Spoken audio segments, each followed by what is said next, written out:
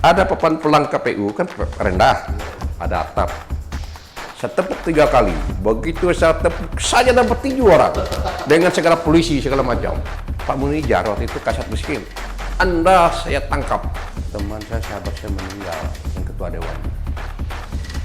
Nah, partai mengutus saya, mengusul saya untuk jadi pimpinan. Nah, ini di luar dugaan, tidak bisa saya pikirkan.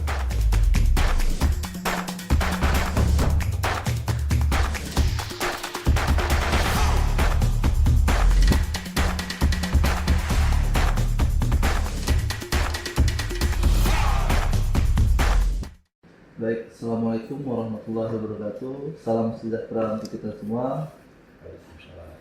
Hari ini saya Chandra Apriansa sebagai jurnalis Insert Pontianak di dalam acara Insert Show bersama Ketua DPRD Kabupaten Sanggau, salah satu tokoh di Kabupaten Sanggau yang mengisi acara pada Insert Show hari ini. Nah, Insert Show ini sengaja kita laksanakan di Kabupaten Sanggau untuk memberitakan atau menginformasikan kepada masyarakat Kabupaten Sanggau bagaimana karir serta pendidikan politik dan informasi-informasi terkait DPRD Kabupaten Sanggau yang selama berkarir selama 5-10 tahun di Kabupaten Sanggau. Nah, adapun tema pada saat ini Insert Show mengangkat tema yaitu tokoh berpengaruh dan bagaimana kiprah perjalanan politiknya. Nah, hari ini memang sengaja kita datangkan, kemudian hadirkan Ketua DPRD Kabupaten Sanggau. Nah, pada kesempatan ini selamat datang Bang di Insert Show, Insert Pontianak. Bang, mungkin pada awal ini bisa Abang ceritakan bagaimana latar belakang, kemudian latar belakang pendidikan, kemudian latar belakang Abang terjun ke politik itu, Bang. Mungkin bisa Abang ceritakan. Adil Kak Trino, berceramin Kak Surga Basengat Kajubata, tutuhnya tiup, akan hidup. Assalamualaikum warahmatullahi wabarakatuh, selamat siang, salam sejahtera untuk kita semua. Perkenalkan, nama saya Jumadi. Saya saat ini sebagai Ketua DPRD Kabupaten Sanggau untuk periode yang ketiga. Terkait dengan pertanyaan yang disampaikan Pak Chandra tadi, coba ulangin lagi. Terkait Pak, ceritakan latar belakang pendidikan Abang, Bang.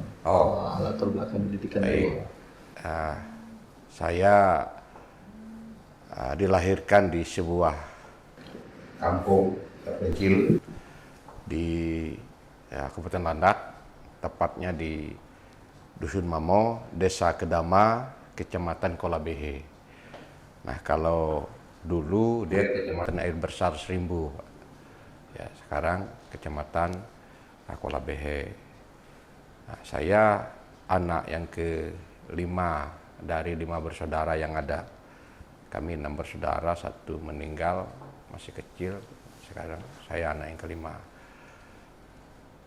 Nah, dari anak seorang petani, ya, dari anak seorang petani, saya SD di kampung, di SD Kedama namanya, SD 8 Kedama, Kecamatan Kolabehe. SMP saya 3 kali pindah, San. Ya, SMP kelas 1 saya di Ngabang, namanya SMP Pelita. Nah, setelah itu naik kelas 2, abang saya bilang, "Dah, kamu pindah ke kampung saja." Karena di sana ada SMP swasta juga di kampung, di namanya Kampung Lumar. Kalau sekarang biasa dipanggil orang Engkanyar. SMP swasta, kebetulan kepala sekolahnya Abang Nah, dia terpilih sebagai kepala sekolah dari kepala sekolah SD ke Dama merangkap kepala sekolah SMP. Menunjukkan kepada orang supaya nambah-nambah muridnya lah. Kelas 2 di sana, naik kelas 3, saya bilang, abang, dah saya mau pindah aja deh ke Ngabang lagi. Kalau saya masih tetap di sini, waduh gimana nih, saya bilang. Kapan pola pikir saya bisa sama dengan orang kan? Kayak gitu. Jadi pindah lagi di Ngabang. Namanya SMP Pancakarya. SMP terakhir yang Ya, pindah lagi. Jadi 3 kali pindah. Selesai jadi saya dari SD SMP itu nggak ada ketinggalan lah di kelas. Saya ini pintarnya ndak, bodoh lewat sikit.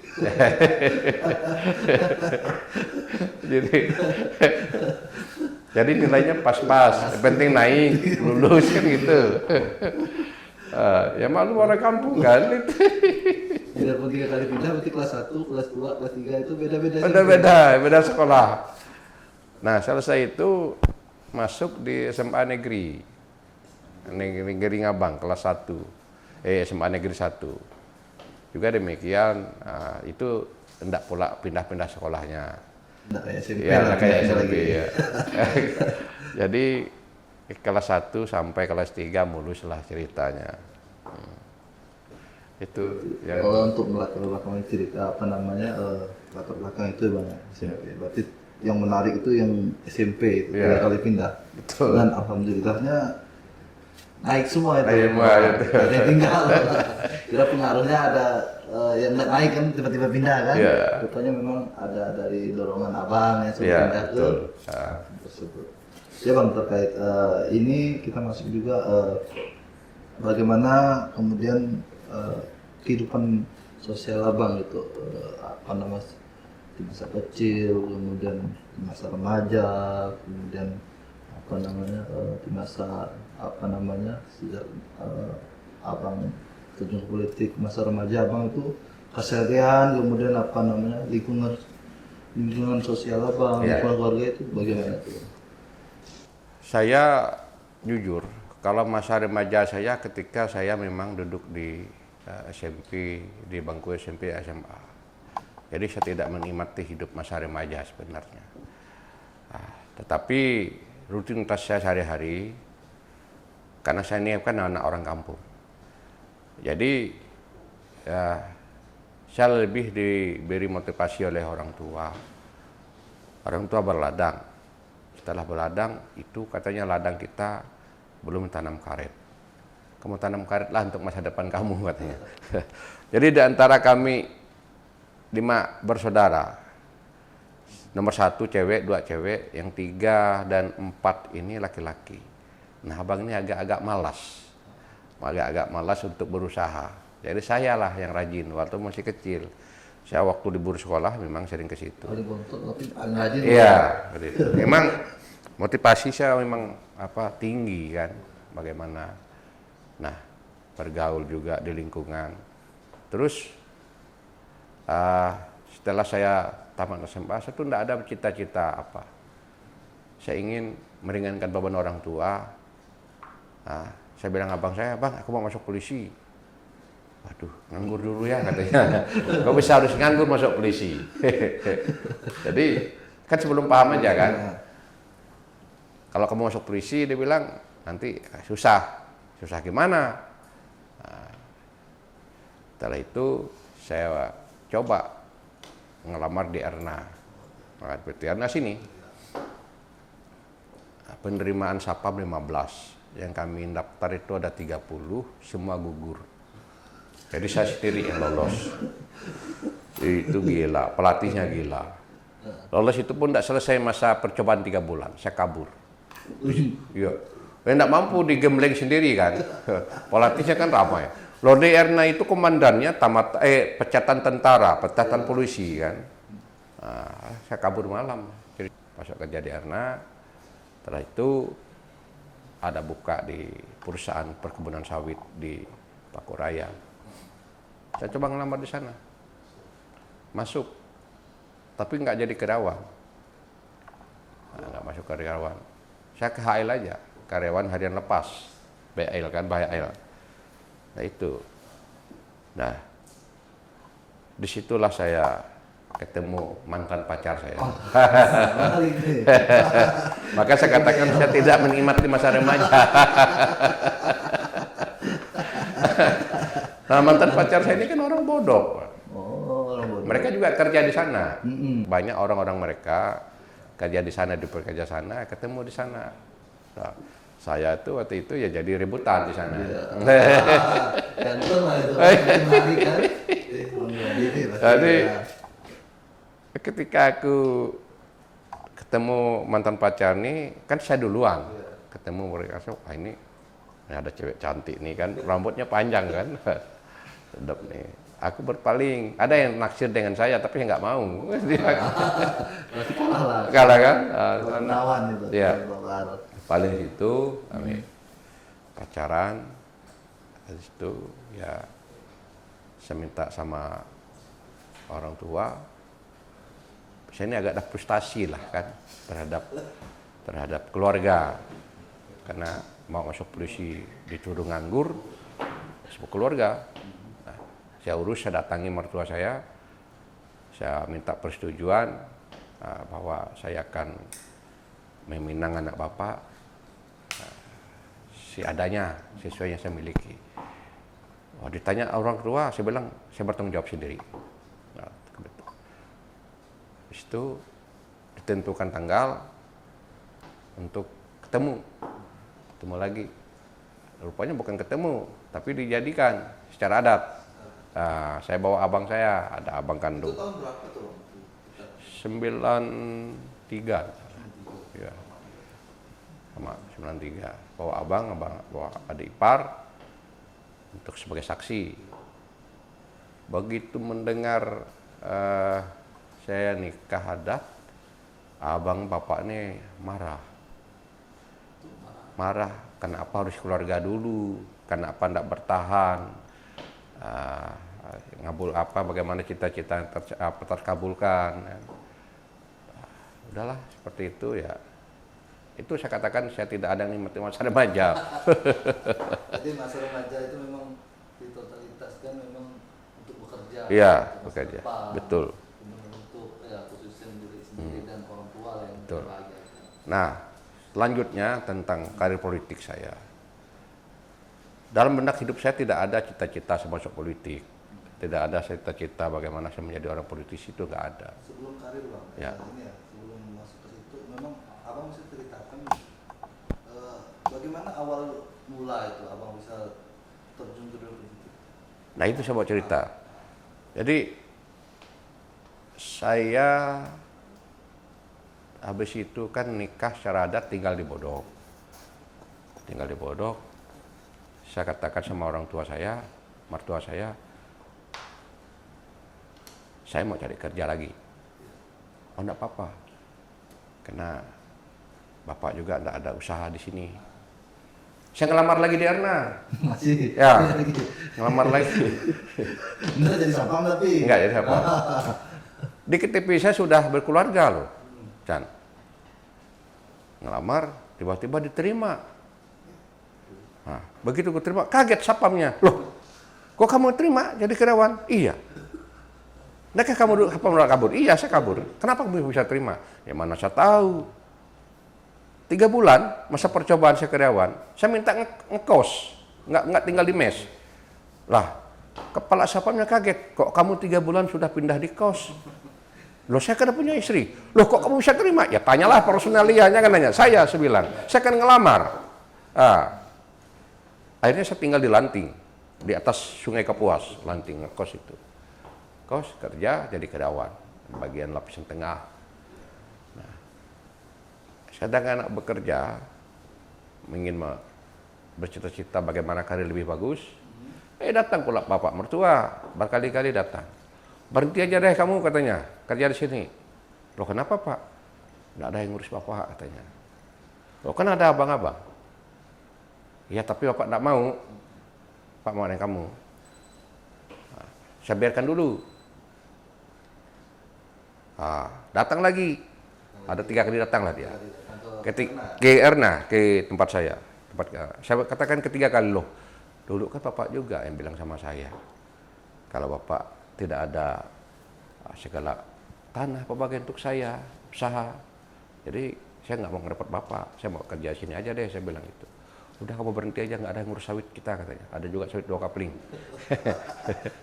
Pikirnya kayak, lumayan banyak. aduh, saya tanya orang rumah, ya terserah aja lah. Akhirnya saya masuk Desember 2004 di sana. Saya keluar Desember 2005. Jadi 1 tahun aja. Ya kerja. Tahun, setelah itu kerja ya malumlah di kampung kan. Ya rutinitas hari-hari saya buat ladang. Ladang, noreh, kerja ke kebun sawit. Seperti itu terus. Pas di tahun 2008. 2008 ya. Ya habis krisis moneter ya. Krisis moneter kan 2007. 2008 ya saya orang pasar. Ya nggak ada kerjaan kan. Kerja orang pasar. Di warung kopi kan. Nah, ketemu saya dengan namanya guru Pak Jingun, guru SMA Yosudarso ya, yang di Bodok ya. Nah, sekolah ketemu. Memang dia sudah kenal karena sering ngopi kan. Iya, ketemu. Jumadi, apa Pak? Saya bilang. Kita masuk ke partai yuk. Partai apa? Partai Bu Mega katanya. Aduh, aku nggak pandai Pak. Saya bilang, mana aku ada ngurus politik tuh. Saya bilang nggak tahu. Kamu masuk aja. Ketuanya Pak Krisantus loh katanya. Siapa Krisantus? Itu adik iparnya Pak Camat katanya. Pak Camat Adran Togondo-Kusumo waktu itu. Berarti Camat Bodok. Camat Bodok. Iya. Camat Bodok. Jadi siapa-siapa. Nah, kalau saya masuk saya di mana? Nah, kamu di posisi pengurus lah, di sekretaris lah katanya. Ya bolehlah masuk aja lah. Nah gitu. Saya pikir tadi hura-hura aja Pak Chandra masuk. Hanya ikut aja kan 98. Nah KTA saya di PD Perjuangan itu sampai sekarang itu orang ke-15 yang ada ikutan Sangko sejak 98. Iya, registrasi. Nah, lalu begitu masuk rupanya bukan seperti organisasi lain di PD Perjuangan ini. Dia memang benar-benar harus real kepengurusannya ada di tingkat kecamatan, desa, dusun. Nah akhirnya sudah terbentuk semua pengurus kecamatan. Krisantus sampaikan, Madi, di antara kita siapa yang bisa bentuk pengurus desa sama dusun keliling. Ini konsepnya, formatnya, pengurusnya, tapi harus ada semua. Saya ini kan sudah diberi kepercayaan, semangat saya ada, kan? Apapun bentuknya. Kalau udah diberi tanggung jawab, tetap saya laksanakan. Saya bisa apa? Tapi ada syaratnya. Apa syaratnya? Saya ini nggak bisa pakai motor. Lo dari 2008 catat tuh. Belum bisa pakai motor saya 2008. Apalagi mobil. Ya tadi saya katakan kembali, saya ini anak orang petani kan. Terus saya punya ipar sepupu, dia siap ngantar. Tapi bagaimana Pak minyak segala macam ini, segala personal di lapangan. Udah kita tanggung sama-sama aja berapa kebutuhan kalian. Sekali bergerak bukan tanggung sama-sama, saya yang nanggungnya. Padahal kehidupan kita susah, tapi kita beri tanggung jawab. Saya harus bangun bentuk pengurus ranting, anak ranting, personal tiap hari ini keliling. Tidak salah saya hampir 3 bulan saya bentuk berjalan itu. Kadang-kadang ipar tadi juga saya membiayai. Itu posisi Rawang sekretaris? Sekretaris di Kecamatan Perindu. Setelah itu nyusun daftar caleg. Nah, siapa yang mau caleg? Akhirnya maju nama Krisantus.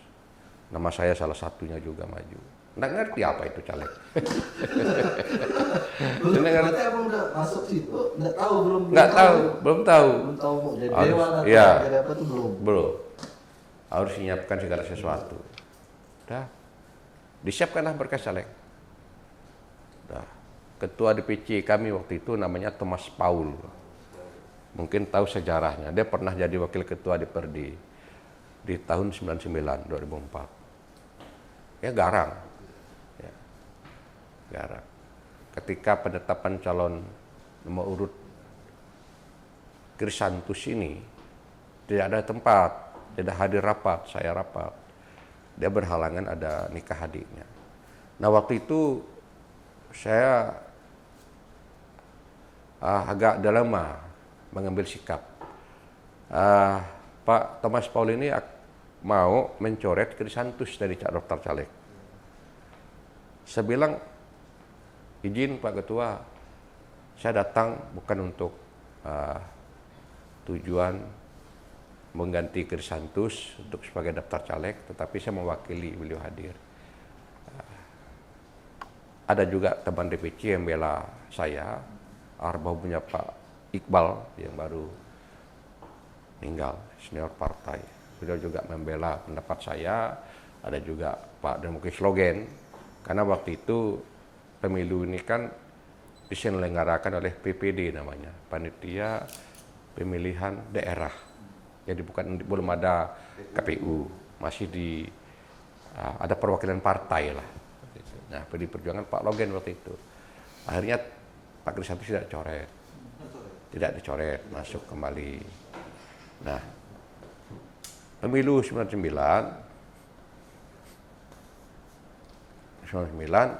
PD Perjuangan ini menang di Perindu. Nah, selama ini kan menangnya Golkar. Nah, waktu itu.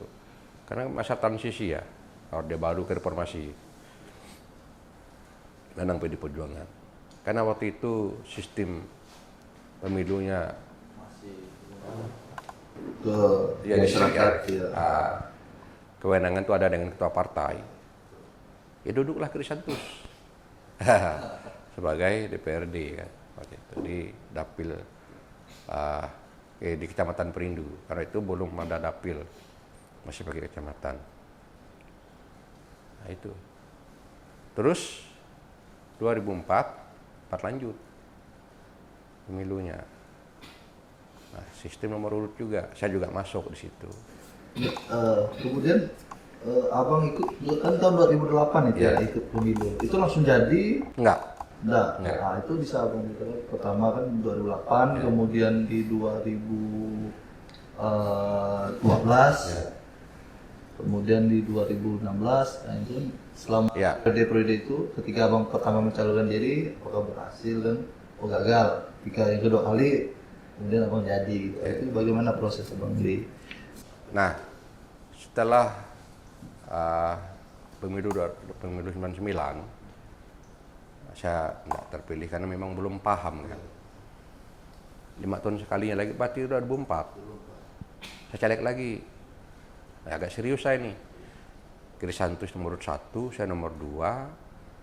Teman saya Joni ini nomor 3. Nah, sampai sekarang masih ingat saya. 2 kali rapat di Sangko, saya ditentukan nomor 2. Nah, ketua DPC Jakarta waktu itu Pak Michael Anjiu, mantan bupati kan. Rapat tanggal 28 Desember 2003 memfinalkan nomor urut, bergeser saya di Pontianak.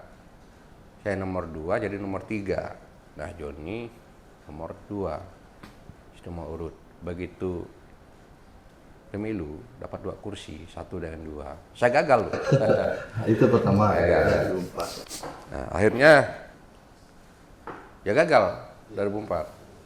Nah, 2 kali gagal saya.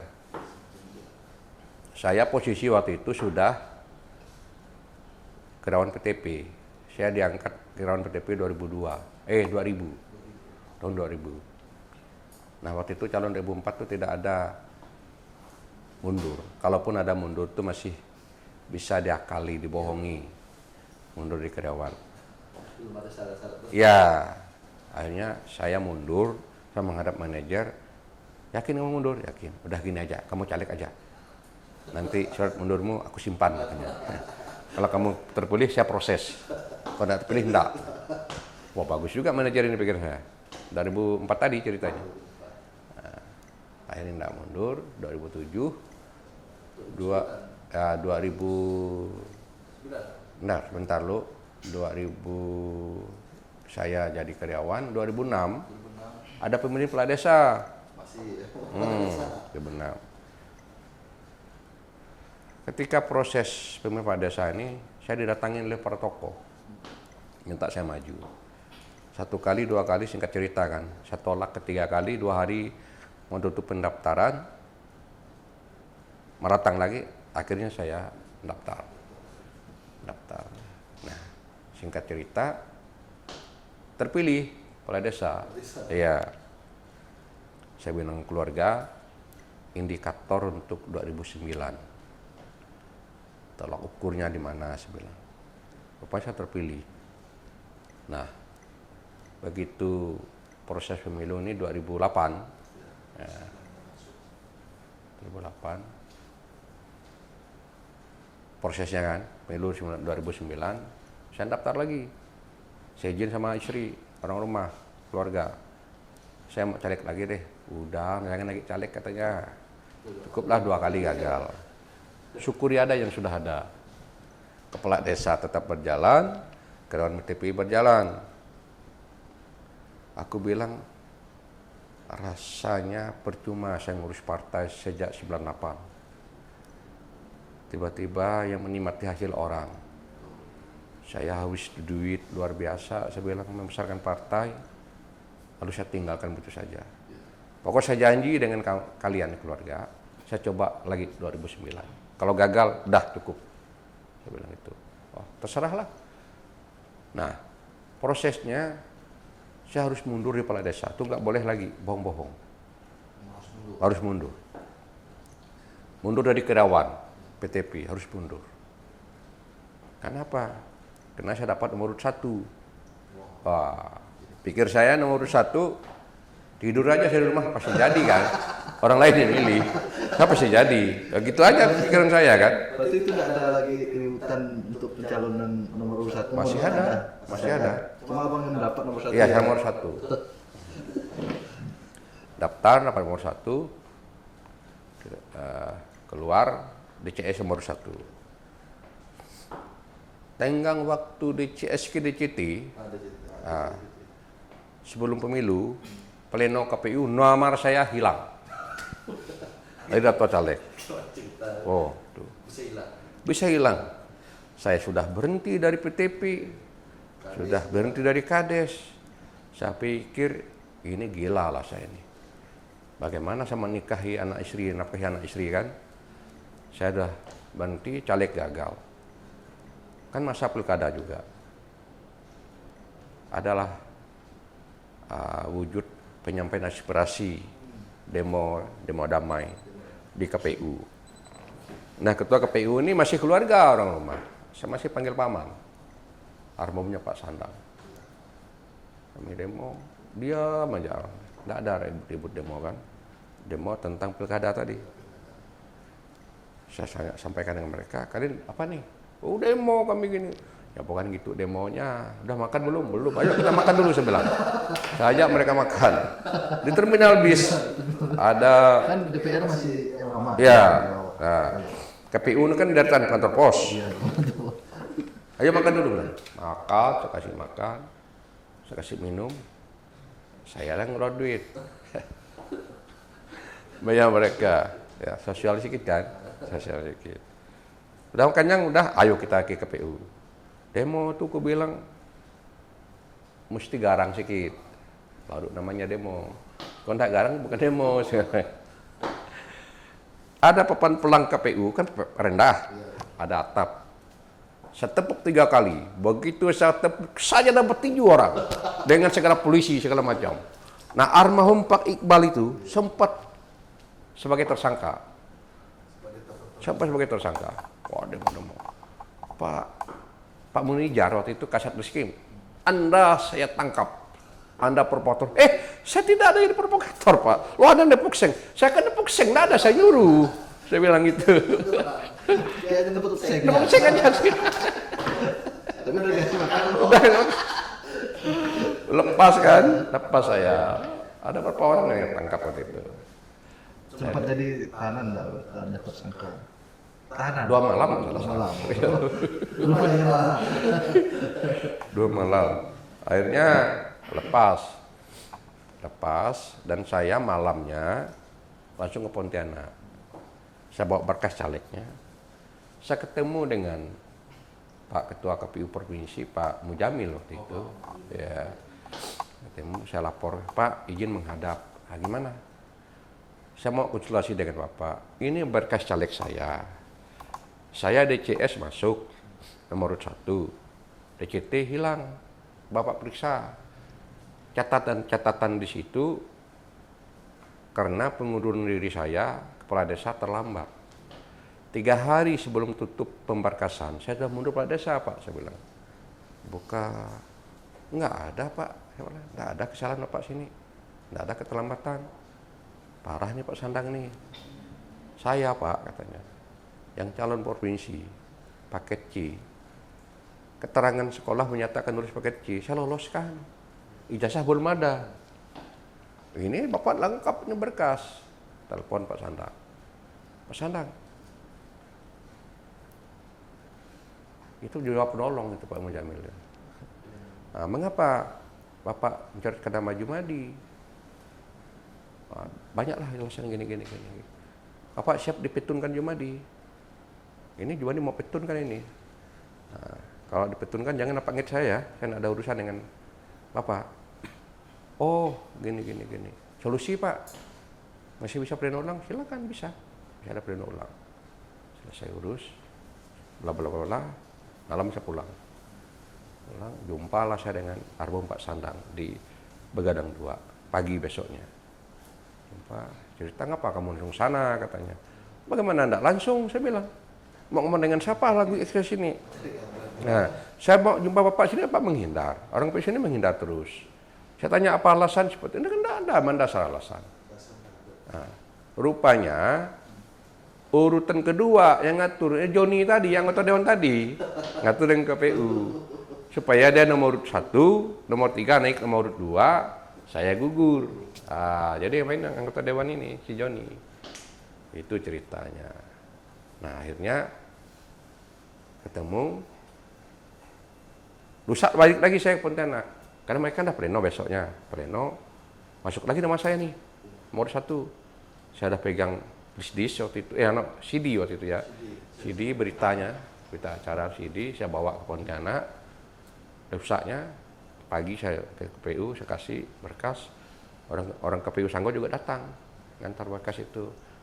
Saya masuk lagi nomor 1. Nah, gitu ceritanya. Kemudian apa namanya? Jadilah Bang tuh ya? Belum. Nomor 1 kan? Jadi sistem pemilu seperti itu. Sebelum pemilu, ada gugatan MK. Gugatan dari Partai PKS yang meminta agar pemilu yang sistem nomor urut diganti sistem proporsional terbuka, suara terbanyak. Nah, akhirnya keluarlah sebelum pemilu, keluar keputusan MK. Waktu itu ketua MK-nya Mahmud MD. Wah, akhirnya keluar, saya stres. Saya tidak mau ngurus partai lagi. Memang brengsek pikir aku. Aturan ini kan. Udah. Kita nomor 1 dihapus lagi. Dihapus. Sekarang kembali nomor 1, sistem pemilu sistem terbuka kan, proporsional terbuka, suara terbanyak. Waduh, ini udah benar-benar gila. Jadi gelandangan lah saya ini. Aduh, saya tidak mau ngurus partai lagi. Kalau ngurus partai, telepon ke Santus. Kau mana di? Ada rumah. Kau ke rumah lo? Main ke rumah. Ngobrol. Mana kamu selama ini? Ya ke sawit apa beladang, kan orang petani bilang. Gitu. Gimana?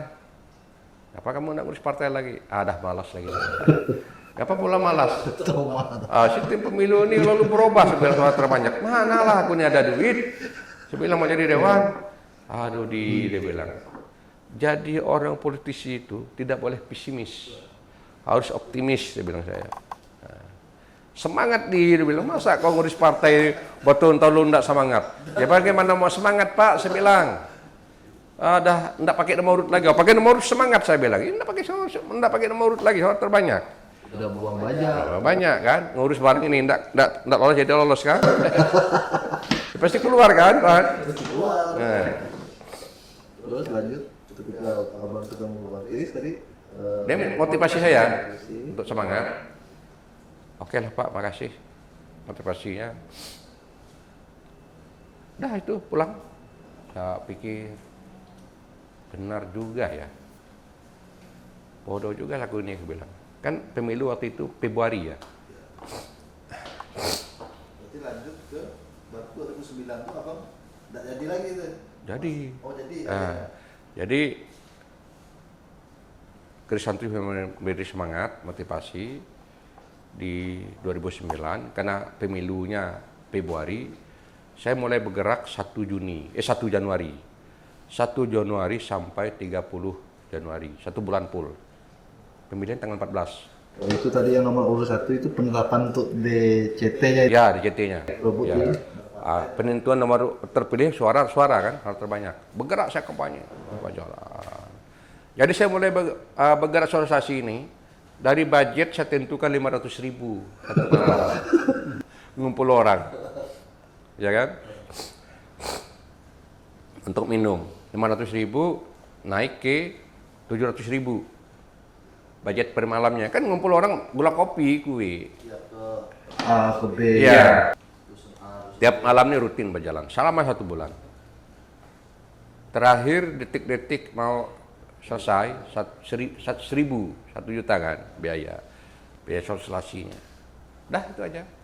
Akhirnya pemilu 14 Februari 2009 saya memperoleh suara kedua terbanyak di dapil saya di partai saya.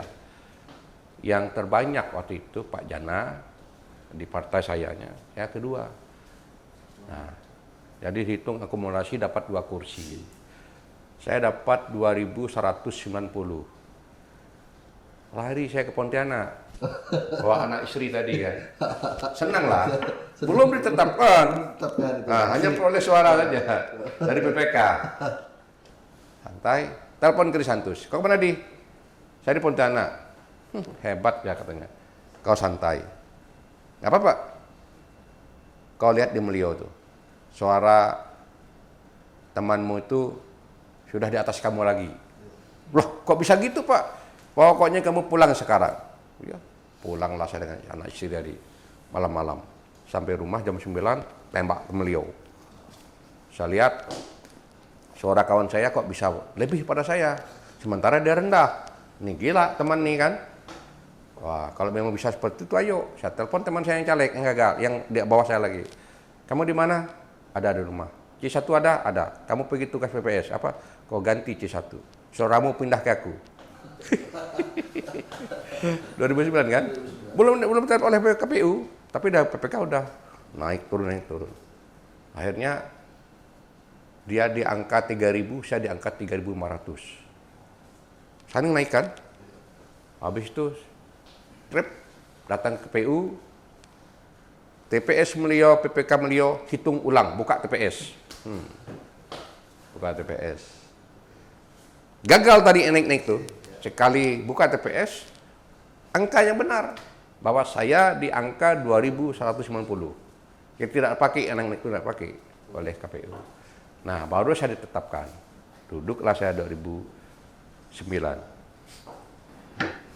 Di 2009. Kemudian calon lagi di 2000. Ya.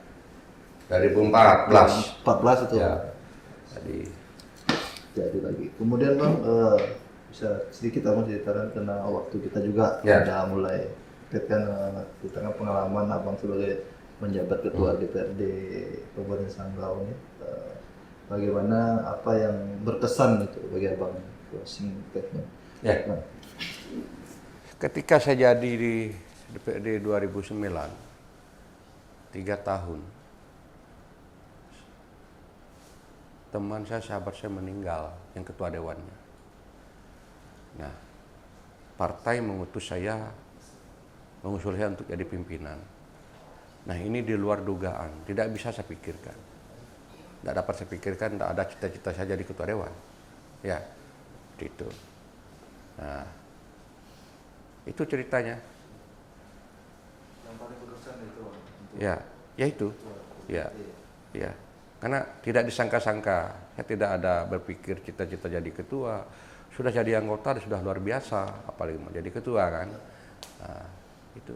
Akhirnya partai mempercaya kita. 2013 akhir saya jadi ketua sampai 2014 sampai sekarang. Itu. mungkin itu ya sementara bang apa namanya diskusi talkshow kita pada kesempatan ini sangat menarik apa yang dari abang diskusikan, ceritakan dari masa pengalaman abang dari pendidikan SD, SMP, SMA, kemudian karir politik abang, pengalaman hidup abang itu sangat mengajari lah, sangat mengajari. Mungkin terus apa namanya pemirsa yang di rumah, ini salah satu contoh bagaimana perjuangan hidup ketua DPRD kita yang dulunya sebagai orang anak petani, tetapi hari ini bisa menjadi ketua DPRD Kabupaten Sanggau, yang mana menjadi motivasi bagi anak-anak muda lah, selalu berkarya, berinovasi, kemudian ya kalau mau terjun ke politik silakan. Jangan malu jadi anak petani. Jangan malu jadi anak petani. Orang yang tidak ada apa-apa bisa menjadi ketua DPRD. Ini di era reformasi semua orang punya kesempatan, asal mau saja bertarung, itu aja dia. Dari apa namanya orang yang ada dengan jam elektronik ini bang. Betul. Mungkin sekian insert show pada edisi Kabupaten Sanggau hari ini. Saya Chandra Apriansa dan Ketua Pak Jumadi, Ketua DPRD Sanggau. Untukkan diri. Assalamualaikum warahmatullahi wabarakatuh. Adil Bakarino, Bacuramin Kak Surga, Basengat Kak Jubata. Arus. Terima kasih.